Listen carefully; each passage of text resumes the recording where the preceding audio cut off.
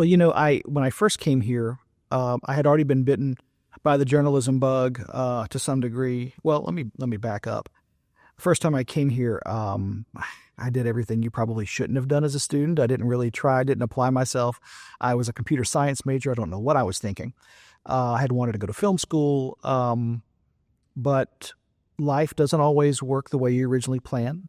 And after pausing from state, going somewhere else, I got bitten by the journalism bug and decided to come back. And let me tell you, in the beginning, I was taking 18 hours class. I was working 50 hours a week at WTVA in Tupelo. So it was sort of a gauntlet getting through all that.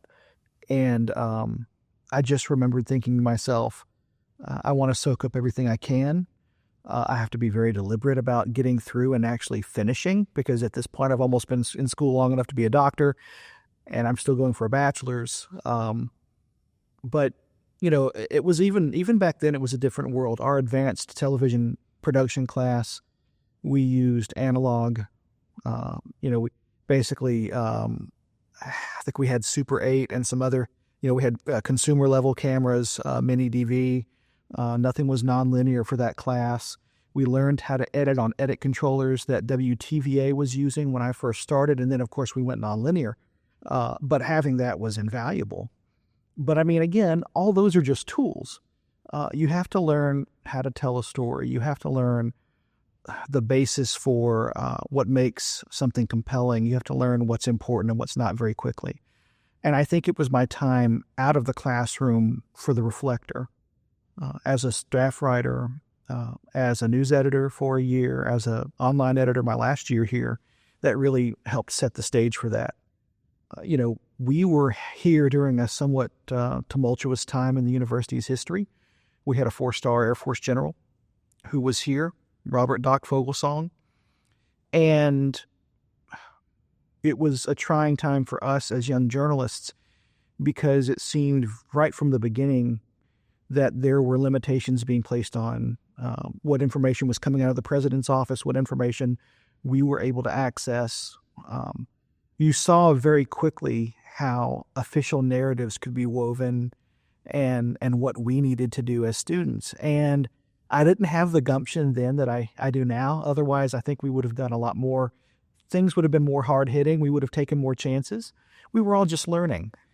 But those were so formative, because I felt like after those 2 years, and he was here 2 years, I felt like it's almost like, it sounds so cliche, and I don't mean it disrespectful to anybody who legitimately served our country, but it felt like we had all been, we'd gone to war together. It felt like we had all been through a traumatic experience together, and we all had grown as journalists. And it was so incredibly important. So as much as that frustrated me at the time, and as much as I didn't enjoy a lot of aspects of that because it made our jobs harder, it also showed me at a very early start in my career, these are powerful people that don't always want to give you, they don't always think that they have an obligation to talk to you.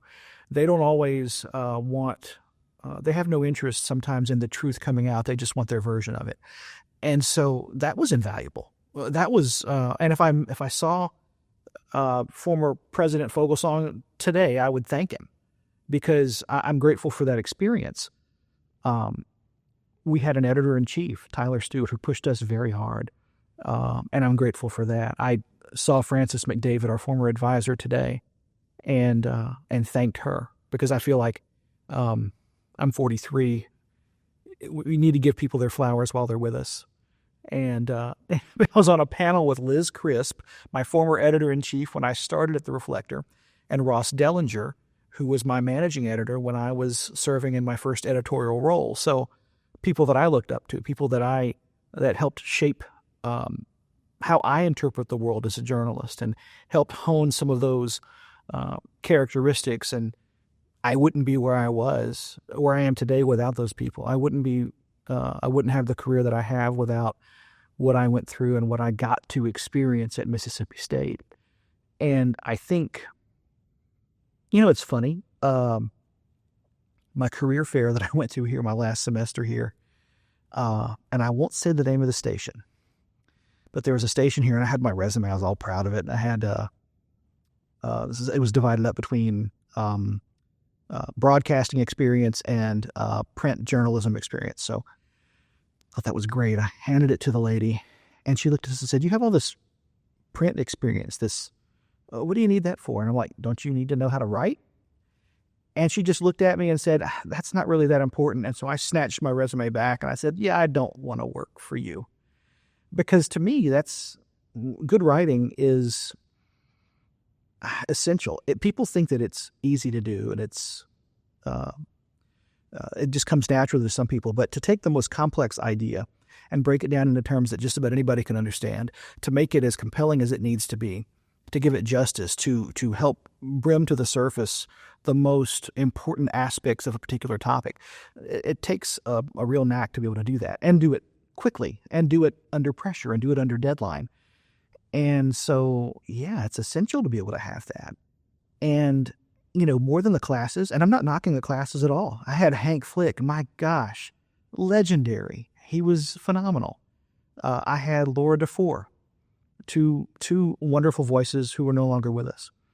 I had Dr. Ford. I had some very formative voices here in my classes. Kevin Williams, Dr. Williams, great class. Most of the faculty members that I had are still here at Mississippi State, and that says something too.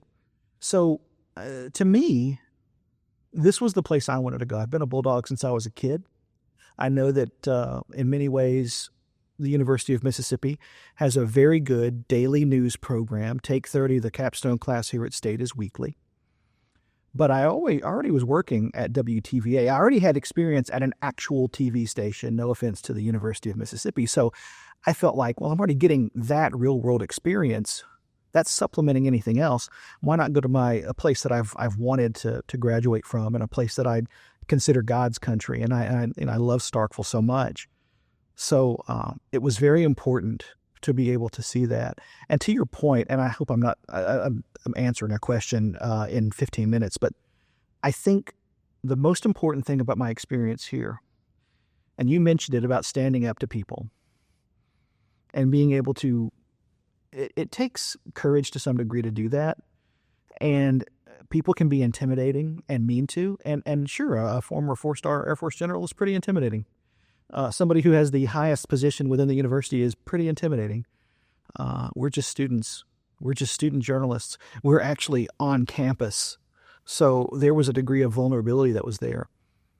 But it taught me to assert myself at a young age, something that was the foundation for where I am now. And I don't think anything like that would have happened in my life had it not been for the experience I had here at Mississippi State.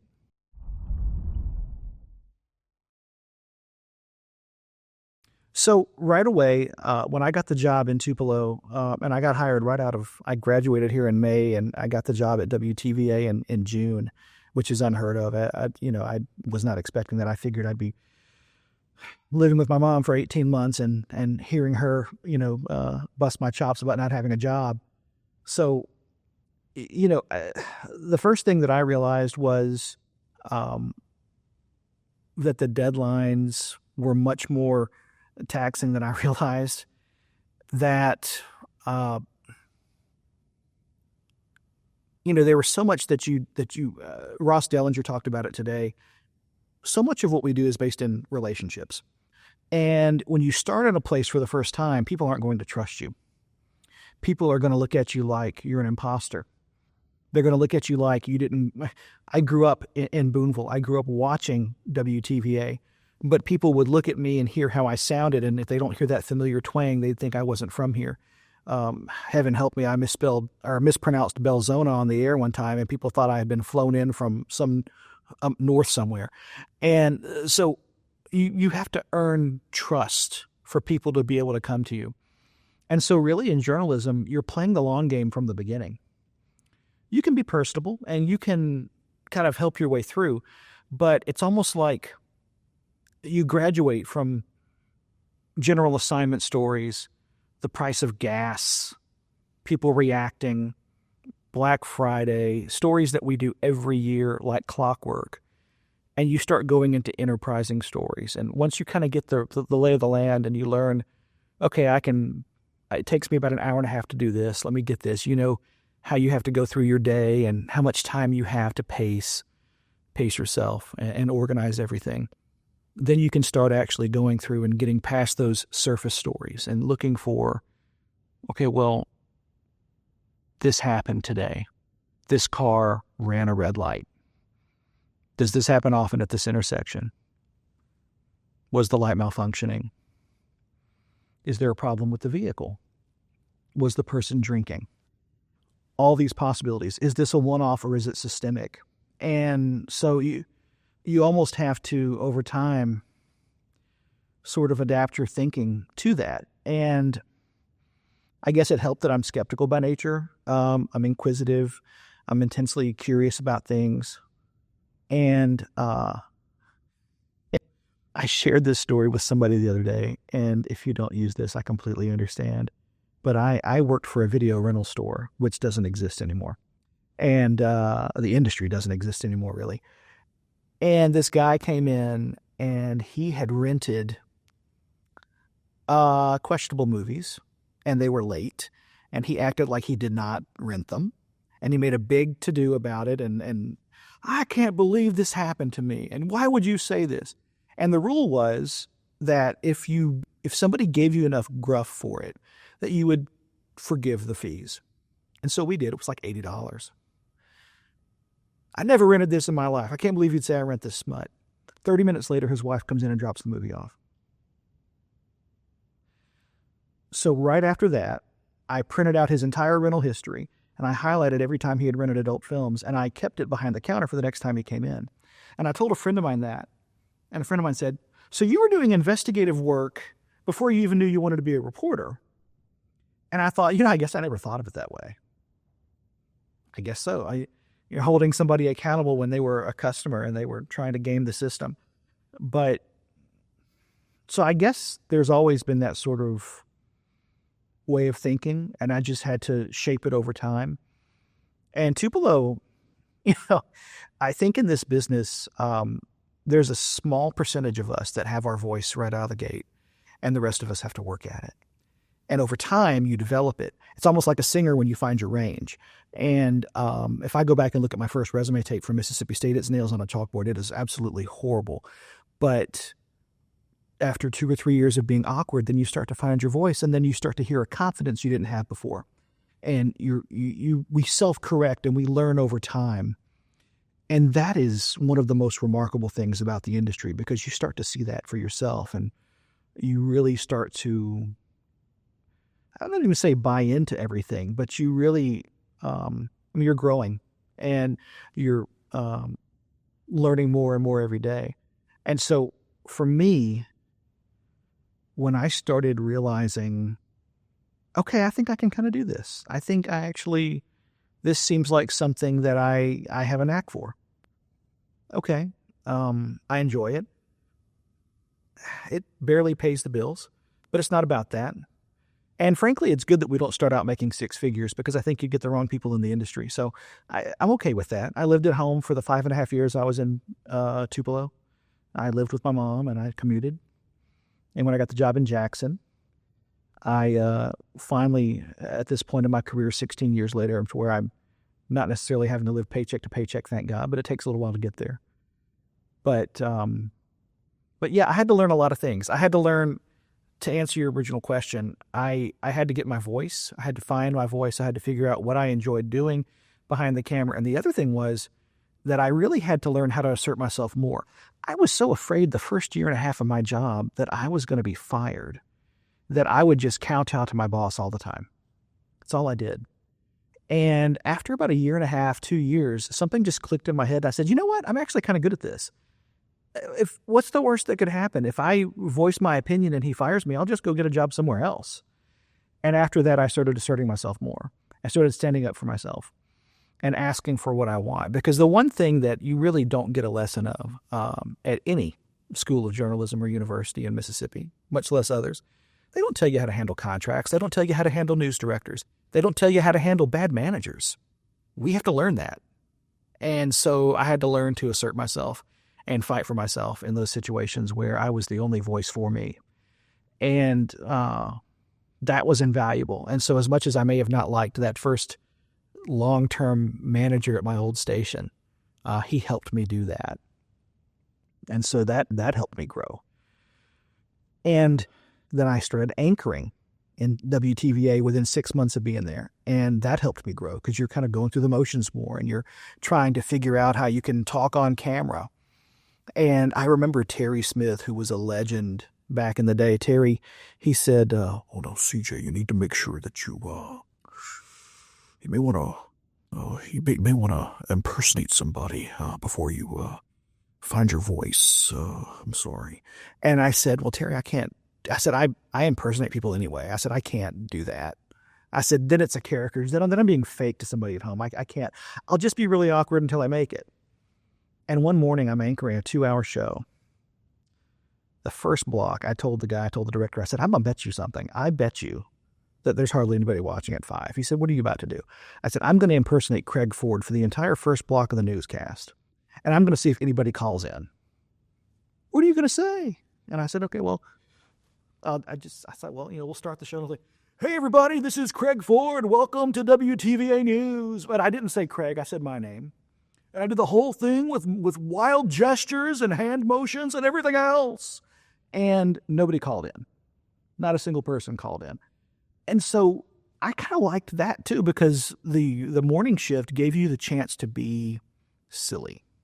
It gave you the chance to explore your on-air personality, to figure out more than just how do I move my hands on camera. And so you got the chance to really kind of, I got to really flex 2 muscles at an early age in this market, in this small market. And that really helped because by the time I got the job in Jackson, I mean, they threw me to the wolves. That's not a bad thing. I started on a Friday the 13th in Jackson.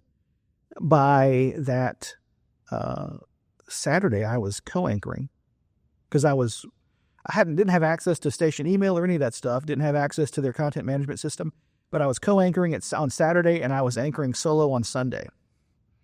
And I did fine because of that foundation from Tupelo and because of the foundation that I had from state. And so, it was a little crazy, but, there's so much that you learn along the way that helps you. And I don't think you realize until you look back on how many years you've been in a job, just how much everybody kind of played a key role in helping you get all that. It's be a very long list. I ever win a huge award, it's going to be a huge list to read off. They'll play me off, I'm sure, because I want to thank everybody.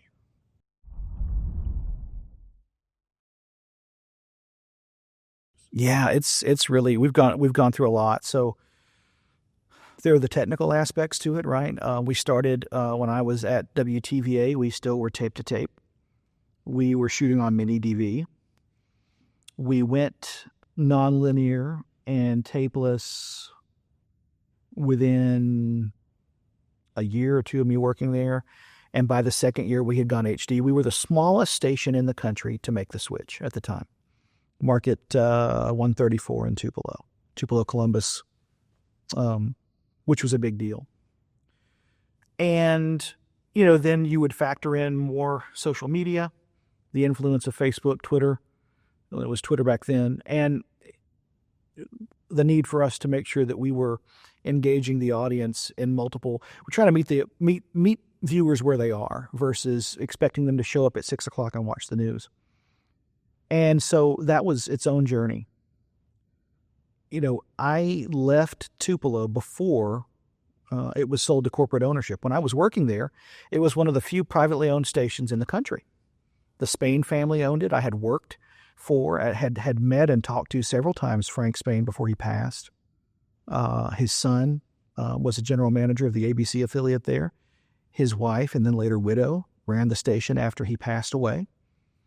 And such a rich history, just that. I mean, my goodness, WTVA has an amazingly rich history that belongs in a museum. All the things that they came up with and the ingenuity that they presented and the creativity. Frank Spain was a genius. He graduated from here at the age of 19. He was a chief engineer while he was in high school at WELO in Tupelo. He created all of his own equipment for becoming at the time one of the smallest markets in the country to carry an NBC signal. And even then, NBC didn't even want him to officially do it. He had to come up with a microwave repeater system from Memphis to carry the signal all the way from Memphis to Tupelo. And they had master control operators who would coordinate when the local breaks would run. And so it was fascinating to see all this stuff. But, we still had camera operators there. We had somebody working CG. We had a tape roller until we went tapeless. And then when I go to Jackson, of course, we're all nonlinear there. We're shooting in HD. We were shooting in HD in Tupelo. I was shooting on DSLRs sometimes because I liked the look. I liked a little bit more of and I was just shooting with kit lenses, but it was still different than what people were typically seeing, so it was a little bit different. And, we're just trying to find new ways to tell stories. And, working for a corporation is a little bit different.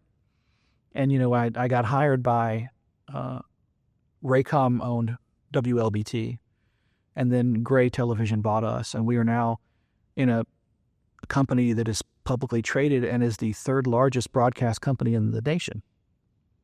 And so that's a little daunting. And they've been great. They've been very good. Everybody gets hit with hard times, and the news industry in general is going to continue to see that. We've seen that more on the print side than the broadcast side at this point. But other big companies have seen layoffs. Thankfully, we have not. But to the original question, I think what you're going to start to see is, we're doing more with less. And how do you do more with less and still keep a quality product? And that's the real question. How do you... A soundbite's 15 seconds. How do you keep context with a 15-second soundbite? How do you keep context with a minute-and-a-half package, a story? To my manager's credit and my general manager's credit, news directors, when we do investigative pieces, they give me 5, 6, 7, 8 minutes to work with. That is a godsend because we're able to tell contextual pieces and we're able to give a comprehensive look at an issue, and I don't feel like we're misrepresenting something. And sometimes my interviews go 30, 40 minutes when we have to filter down what we need to use to be thorough. Sometimes the stories take months to put together. We're not trying to rush things to air. And so it's a big deal to me that in the age where we look at the possibility of weather teams in Tupelo being laid off, when we look at the possibility of news being hubbed from other markets, when we look at Gannett and other companies gutting once highly successful and profitable news outlets in our state, that we do have still companies that prioritize investigative journalism particularly. Because that, to me, is, and research collectively shows, that investigative journalism is one of the big things that viewers continue to tune in for, and they love to watch that.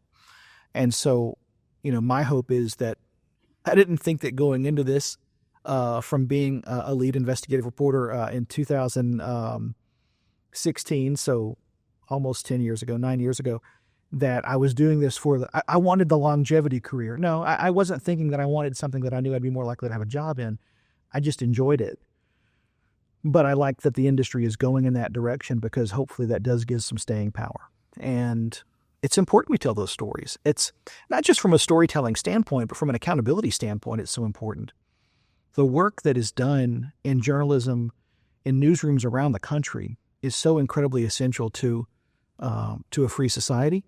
It's so incredibly, the Fourth Estate is absolutely essential to every part of what we do and how we experience life. And I get that people now have started kind of seeing me as the Jim Cantori of bad news. So if I call their office, they're like, "Oh God, what is he doing? What is this? What's it about?" And there's the criticism of, oh, well, you're just doing negative stories. Well, we're doing stories that expose something that's not good. And we're hoping that by exposing that, that positive change will come from it. And I've had some moments like that in this career. But it's a long game. I was doing investigative pieces for 3 years until I started seeing some tangible change from what we were doing. Not everybody has the patience to stay with it. Most of the people I graduated with here at Mississippi State are in PR or in a completely different industry, maybe a subset of communications, sometimes not. Not many of us stuck with television, and it can be a brutal and cruel business. It is a very vain business. I told somebody the other day, I said, I'll tell you a secret. I don't really like being on camera. And they're like, well, you really chose a dumb profession. I get that. But when I'm doing stories, I don't have to see myself on camera. Like, I don't have to do stand-ups or whatever. I don't care about that. It's not about that. It's not about seeing me. It's about what the work we do. I don't care about that. I anchor the 5 p.m. newscast with Maggie Wade, who's a mainstay. She's been there 40 some odd years in central Mississippi, and she is known throughout the state. But I wanted to be able to do that so I could do 5 days a week so that I knew that the viewers would see me on air and there wasn't as much pressure for me to have a ton of stuff being thrown at the wall every day so we could concentrate on these big investigative pieces. And so I'm grateful that we have managers that have bought into that. And people tune to us because they know that we're going to have the most in-depth coverage on a particular issue. No other TV station requests as many public records as we do. I think I made 150 requests last year from different agencies. Probably cost us somewhere in the neighborhood of $1,000. But I say all that to say that you have to cultivate that over time. People have to. They don't just suddenly overnight say, "Oh, this is where we tune to because of this." You have to really establish that over time and be consistent. Credibility is our currency in the industry. And you only get that from being consistent and being enterprising and trying to make sure that you can stress to people that you can trust me. I can help you with this. If you tell me something is off the record, I'm not going to burn you. I just want to be able to tell the story and I want to be able to get this out here. How can I do that? And so that is incredibly important. I've had career milestones that I never thought would happen in this business that I'm incredibly thankful for. And I don't know what the future holds. I'm not ready to retire yet. But it's incredibly rewarding. You just have to be patient and know that not everything happens in the time that you want it to.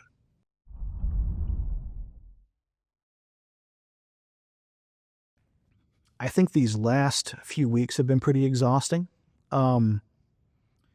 I think even when you have a flurry of news at a national level, getting local reaction to it and helping people who live where you live make sense of it has certainly been more challenging in the last month because of the frequency of the news that's been coming. And that's not a political statement. It's just simply when you have a flurry of executive orders go out and you have things like that that are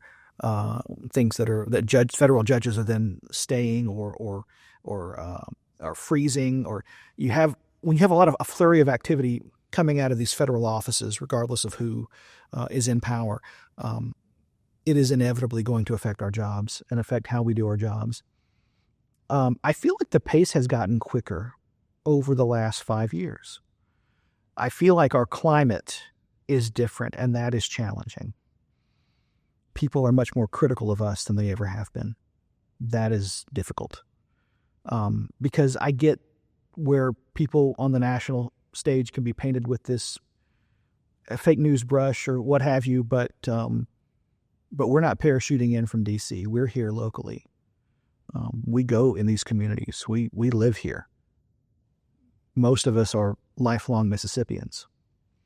And so to suggest that we have hidden agendas is insulting when we give so much back. And I think one of the things that can be trying over time is that there's a number of people who are grateful for what we do, and I don't have to have pats on the back. But people who think that we're we're out for our own best interests, or we're just out to get a story, or we're just out to do this, or we're being paid under the table. It gets old. And it gets, you get somewhat impatient with that sometimes. Social media is an outlet for that. And we have to be very diligent and careful with what we put out there. I frankly am really glad that I don't ever have to share my political opinion. First off, nobody cares what I think where that's concerned. Secondly, I'm fine with it because, listen, it's a occupational hazard, the job. Nobody's going to take what I have to say seriously on particular topics if I'm out here espousing opinions about things. And so, the one thing that I will always have an opinion of is freedom of speech and freedom of the press. And so when we see bills from lawmakers that make our jobs harder as journalists because they restrict documents that we could request, that any member of the public has the ability to request and has the right to have, then yeah, that makes me, that kind of turns my stomach a little bit, because I know people at home are not going to be as fired up about it as I am, because it affects my job. We're not attorneys. We don't have subpoena powers. We have a subset of things we can request under state law, and we have to make stories work with what we can get. If we had a subpoena power, it'd make it so much easier to tell some of these stories. We had a 15-month investigation I was doing on two guys that were working for, they had city jobs, but they also worked for Rankin County. So they were working two jobs. That's not illegal. But it appeared that they were double dipping. It appeared that they were working both jobs simultaneously. One guy was a police chief of the city of Pearl. Another guy was the mayor of Richland, Richland. And so those two guys in powerful positions, one appointed, one elected, also were working for the tax assessor's office in Rankin County. While the police chief was on law enforcement conferences on the coast to the Beau Rivage, Golden Nugget, or Gold Strike, I forget what casino's down there, he claimed to be working hours in Rankin County, had no access to a county computer, so there's no way he could be phoning it in. And so it took 15 months to put that together, because we're trying to see whether or not these guys have even broken the law. It's like an attorney. You're trying to prove your case. You're trying to figure it out. You're going down the rabbit hole. We're requesting keycard logs. We're requesting fuelman receipts. We're requesting 6 years worth of timesheets, and we're spreadsheeting all this out to try to figure out if there are parallels, vacation records, travel receipts. And we put it out there. We call the piece the side hustle. And within days of the story running, the police chief resigns. The mayor had already resigned, citing health reasons.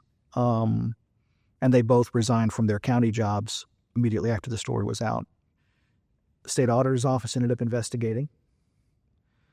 So we know that there had to have been something there if the state auditor's thinking it's worth investigating.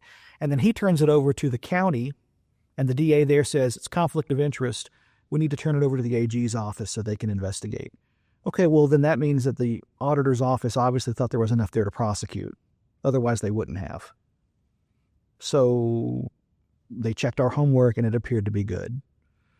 And now the AG is going to determine whether or not anything comes from this. In one case, the guy is accused of stealing time to the effect of $85,000 worth over 4 years. And so that took a long time to put together. But the point is, I've had people that have threatened a guy I worked with because we favor, and he thought it was me and said he was going to kick my whatever. I've had people call the station and threaten my life. I've had people, law enforcement friends of mine, call and say, hey, do you know how to tell if somebody's following you?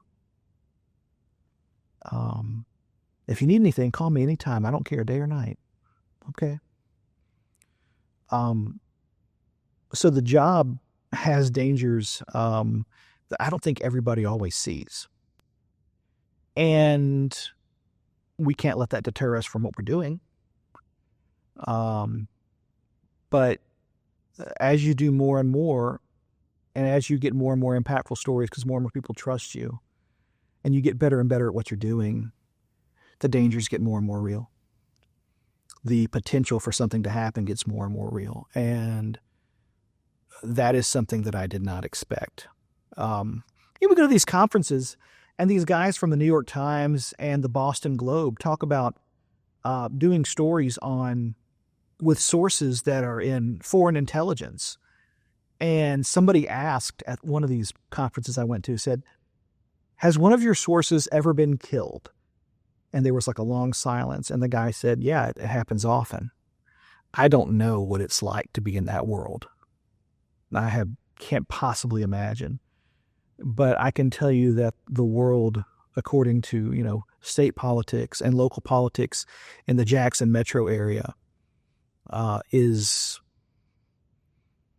much more retaliatory and reactionary than you'd think. And, we have to keep ourselves safe. We have to be cautious, but we also have an obligation to do our jobs. And so that's been something that's been a little, you talk about the fake news, and that's one thing. We try to be more transparent with all our practices. We try to put our transcripts of big interviews on the web so you see the full context of everything.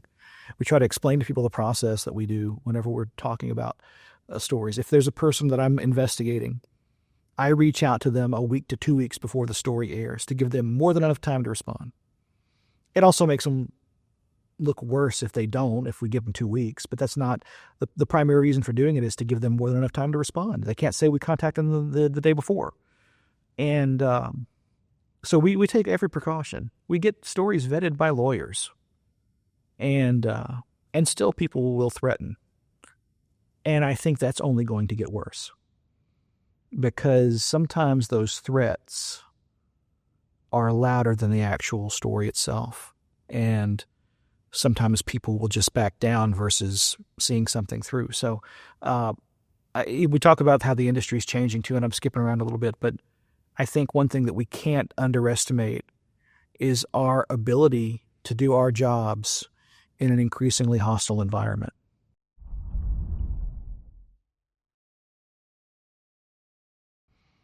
I think it's going to be less appointment television and more on demand. I think, we have OTT platforms and things like that, which is just industry terminology. Everybody has an app. Everybody has streaming services.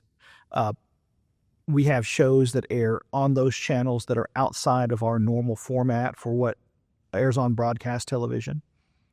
We can do a little more with that. We have a little bit more time to kind of let stories breathe and kind of take you peer behind the curtain kind of thing. And so I think you're going to see more of that. I think the hardest thing is, again, going to be able to keep eyeballs and keep attention.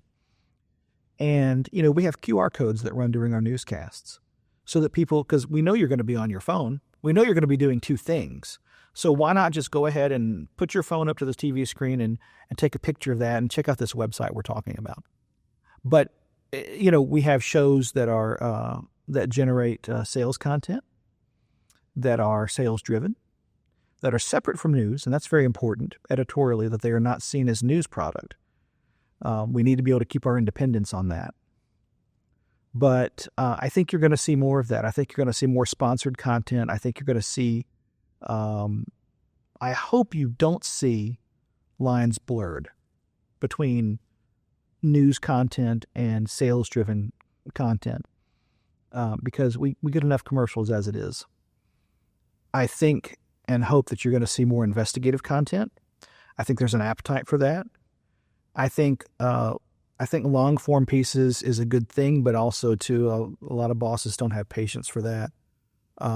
They just want you to get, they really kind of just they want to have their cake and eat it too. We go to these conferences and some of these news directors will say, we just want you to put this story out after a week, and after a week do another, and then this, and we want you to have story quotas and all this. And the problem with that is that you can't rush something. The stories that made the biggest amounts of change over time in my career were the stories that we didn't skimp on.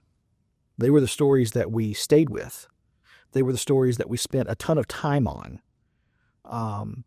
And if you're going to interview somebody and they're the subject of your investigation, you kind of have to do all your homework before you talk to them, because they may run around in circles on you based on how they answer questions. You have to be able to hold them accountable. And the only thing I can think of is the reason our stories have gotten more traction is because we have been more relevant. We have been able to be more thorough. And when you throw a ton of facts at somebody, they can't ignore it. When you just have a question, they can, just wave it away. But if you come at somebody, AMR is a national company. We did an investigation into AMR, ambulance provider in Hinds County, the exclusive ambulance provider in the state's largest county by population. And they have a contract with the county that says they're supposed to respond on time in 85% of their priority one, most serious calls, 911 calls. We looked at 4 months worth of data last year. Year before last. We did the first story. The response times in Jackson, supposed to be 85% of calls on time, 50%. Gross violation of contract. Huge fines that are supposed to be fined against AMR in the contract from the county. County's not doing it. Okay. AMR's in breach of contract because they keep doing this. Okay. We go back and look at numbers this past year. We just did a story in December on this. They're even worse. 35%, the city of Jackson. 1 in 3 ambulances gets there on time, in other words. And when we did that first story, we had all this stuff mapped out. And I sent this big, long email to AMR, and I'm thinking they'll never talk to us because they don't want to. But we gave them so much information they couldn't ignore it, and they sat down with us.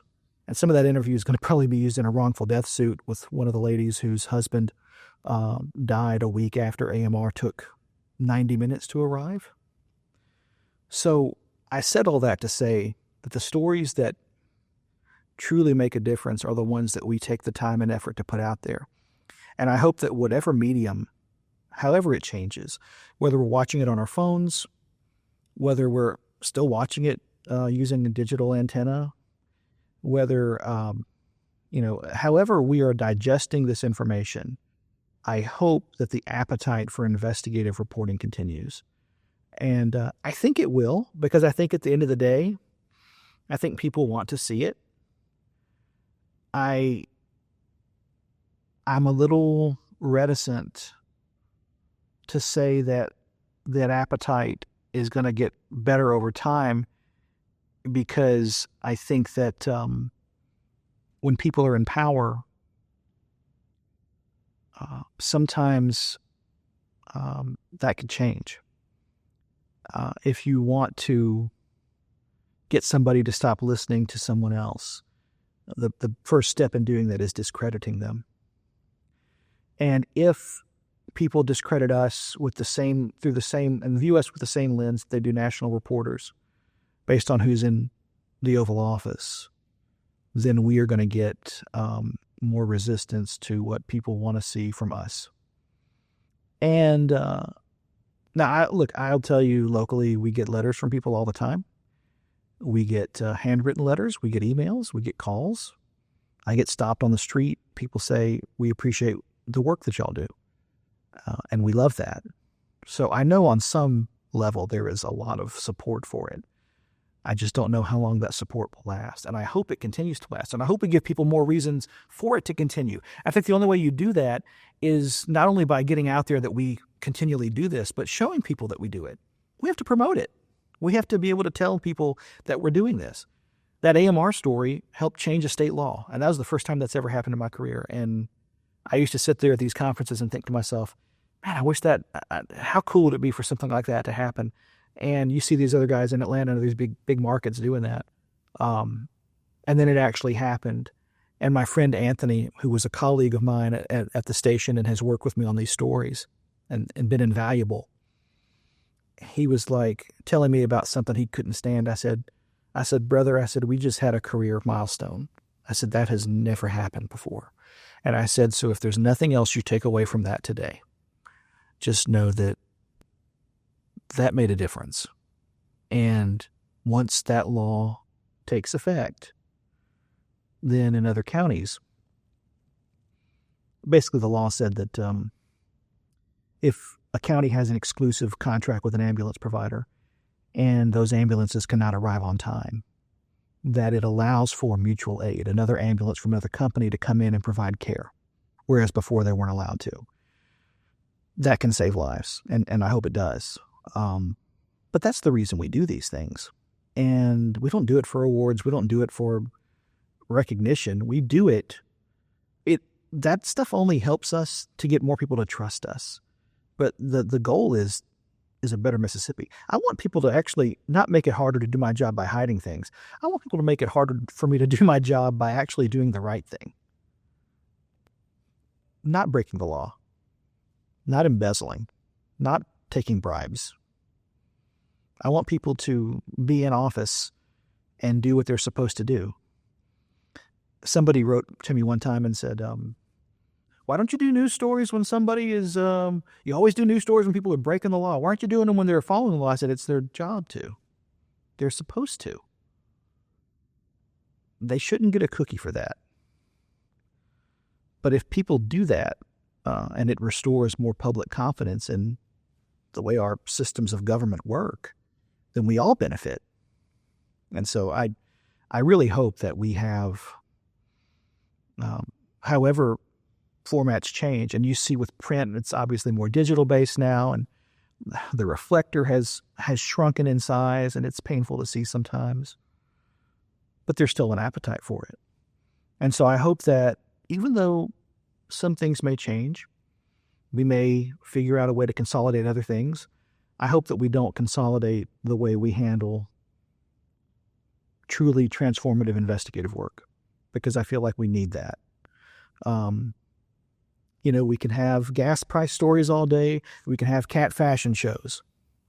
But we need the stuff that actually makes a difference. And because I don't know how you get people to trust you if you're not. I don't get it. I don't understand how you manage to motivate people. If you can't show them, how can you even tell them and explain to them about a system if you can't show them the system's weaknesses and how it should be working? And so, we can't just automatically assume everything works, because unfortunately that's not the world we live in. It's not. So I hope that I know the format's going to change. And I know I have so many years in this. I get that. But I hope that our ability to do our jobs is not hampered and we're still able to turn out quality. Everybody says content. Well, okay. Quality stories.